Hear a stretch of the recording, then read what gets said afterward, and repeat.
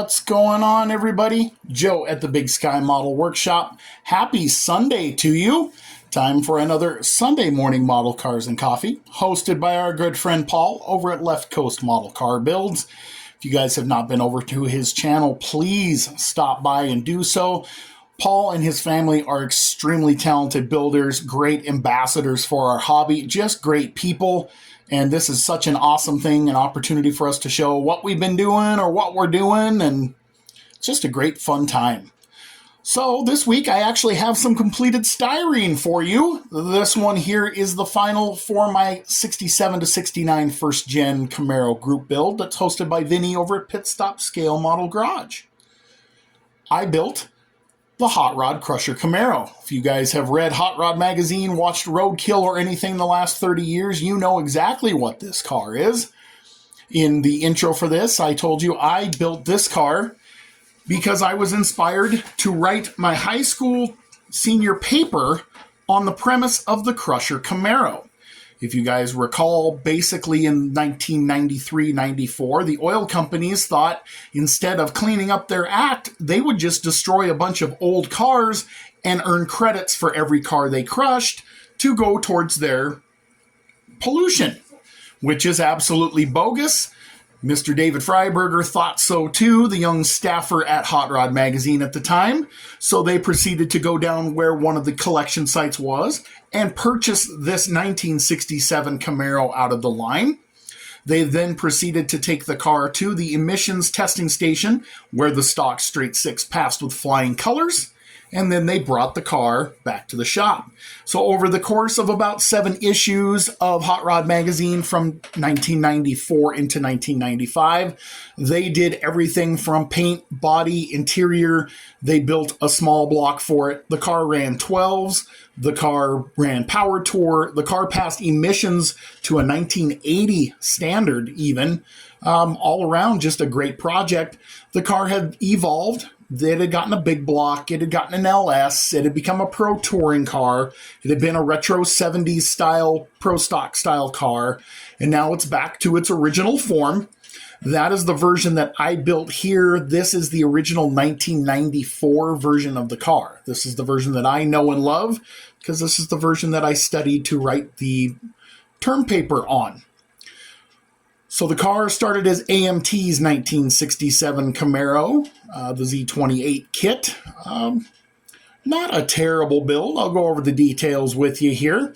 So one of the first things you're going to notice is that screaming yellow paint. That is House of Color Chrome Yellow from Scale Finishes, laid over their pink primer, except for the hood, and it doesn't, I don't know if it'll show in this video or not, but the hood, and if you look at other versions of the car, is slightly darker than the rest of the car, and that's because they bodyworked the car and hid it in pink sealer, but the hood was a hardwood fiberglass unit that was gel-coated black, so they just scuffed the gel coat and painted, so it's slightly off.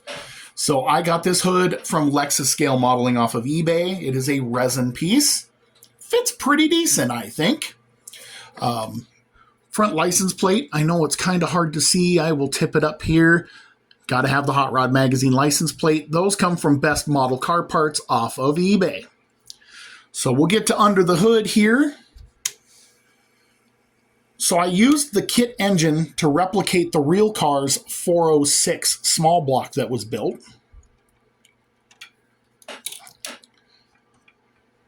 So I used the kit engine. Valve covers came from the Mobius 64 Nova SS because they've got that Chevrolet style valve cover that we knew from the 90s. Intake of stock carburetor came from VCG resins. The headers came from VCG as well. They're a hooker style header. The ignition system, I used an MCV Products distributor and plug wires. The ignition box and coil, I don't remember where they came from, but I painted them blue because the original version of the car had the Jacobs Electronics ignition system in it. I don't know if you guys remembered, Jacobs had those blue plug wires, and they had the ignition box that looked like an MSD box, and the coil that looked like the MSD kind of competed with them. So that's what I put into this version as well. I did do an air cleaner for it. This is an Iceman Collections piece. Turned out kind of cool, but it doesn't fit nicely on the on the carburetor like I thought it was going to. My bad. So I'll just display it sitting beside it. Going to the side of the car here. Tires and wheels came from Iceman Collections as well. They are the Centerline Convo Pro, 15 by 4 in the front, 15 by 10 in the rear on matching Mickey Thompson tires. They're as close to the originals that were on the car as I could get. They are painted in scale finishes aluminum, but the hoops on the back wheels are actually painted with Revell chrome to kind of give that polished outer lip look on them. Body is done in 2K clear. I forgot to mention that from Scale Finishes. It is my first time laying 2K clear. I'm very impressed. I laid on way too much clear because I was worried about it flowing out, just my impatience. So my window trim is my least favorite feature on the car because it's not nice and crisp, because I kind of glazed over the lines where the trim was. Lessons learned for next time. On the interior, it's kind of tough to see, but when they redid the car, they did the seats in the 1968 Camaro houndstooth interior. I replicated that using STS Decals houndstooth print. I did find out the hard way that you need to paint the inside of those seat inserts white first so it'll show up, but it turned out okay. Steering wheel is an aftermarket piece. That's from MCV Products as well. It is the closest match to the steering wheel that was in the car, and you might be able to see, but the gauges are painted white because they had actually swapped odometer gauges into the stock gauge openings on the dash on the 1-to-1 car. And then I've got the steering wheel, or the shifter. I'll turn around to the other side here and see if you can see, is a modified piece also from MCV Products. The car was an automatic. The kit is a manual. So we had a little bit of adjusting and tweaking to do. I don't know if you guys can see it in there or not. I just cut down a T-handle shifter to make it play the part. So underneath, it's got a few adjustments as well. First thing that you guys will notice are the slapper bars, also from MCV Products. Of course, that's one of the first things they put on when they took it to the drag strip to get it to handle. Otherwise, underneath, I modified the stock exhaust to fit the headers, and then I just cut the tailpipes off because at one point that's how they had the exhaust on it. And then I have a VCG Resins TH700R4 underneath because that was what was in the stock car.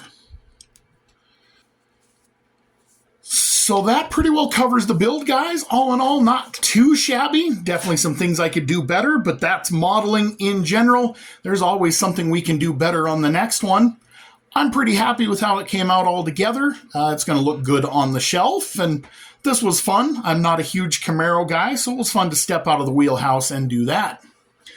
So thank you to Vinny for hosting the group build. That was a lot of fun. Hope you guys like the build.